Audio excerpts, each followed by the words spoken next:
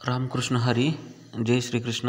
आज आपण उंबरे गावामधील प्रगतशील बागायतदार समाधानदादा कृपाळ यांच्या प्लॉटवर आलो आहे. तर त्यांच्या प्लॉटवर आज त्यांनी सांगितलं होतं, ते म्हणले होते आमच्या प्लॉटवर व्हिजिट करा.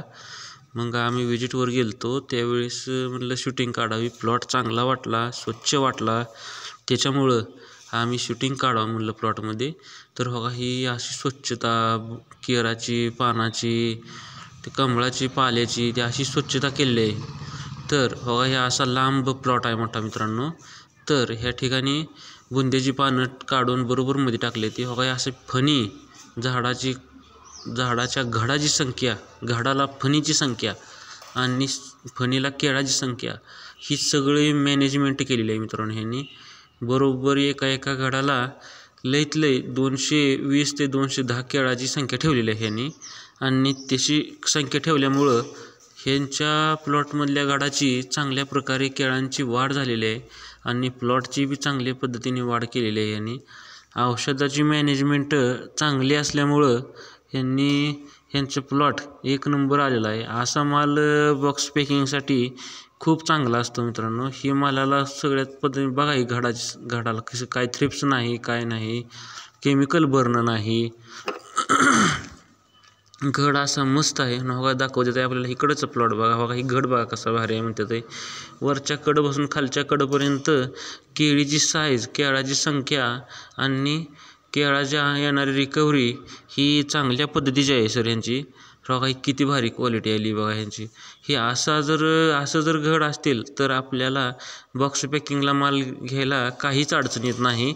आणि हा माल आहे ना, तो चांगल्या दरामध्ये सिलेक्ट होतो आणि चांगल्या दरामध्ये सिलेक्ट झाल्यामुळं आपल्या शेतकऱ्याला 4 पैसे आगाऊ मिळतात.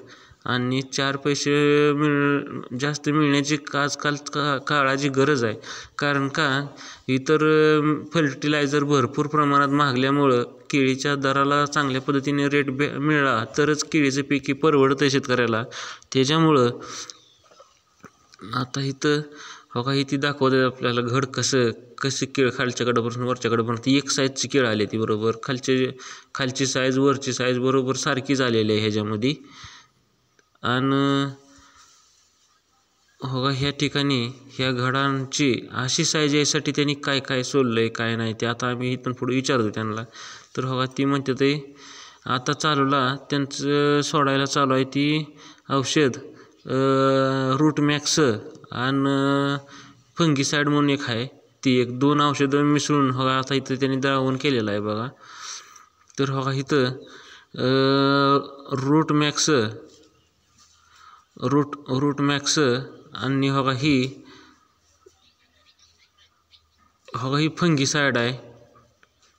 ही असं बुरशीनाशक आणि मुळीवाढीसाठी ह्युमिक थोडक्यात म्हणलं तर चालेल.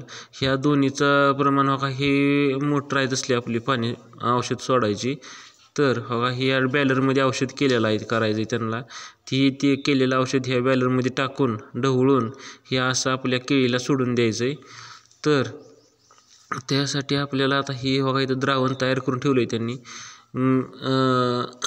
तर ह्या ठिकाणी द्रावण आधी बकेटमध्ये टाकून ढवळून चांगल्या पद्धतीने मिक्स करून ह्या वेंचुरी चालू करून आपली ही मोटर वेंचुरीची बसवलेली आहे. आणि हे डायरेक्ट पाईपलाईनला जोडून बोरमधनं डायरेक्ट पाणी जाते डायरेक्ट ड्रीपनी. आणि ड्रीपनी पाणी जाऊन सगळीकडे बोडांना ती व्यवस्थित भेटतंय. त्याच्यामुळे चांगल्या पद्धतीने अशा प्रकारचे फणी आणि केळीची साईज तयार होते. आणि ही असा मोठा मस्त प्लॉट आहे. आणि ह्यांच्या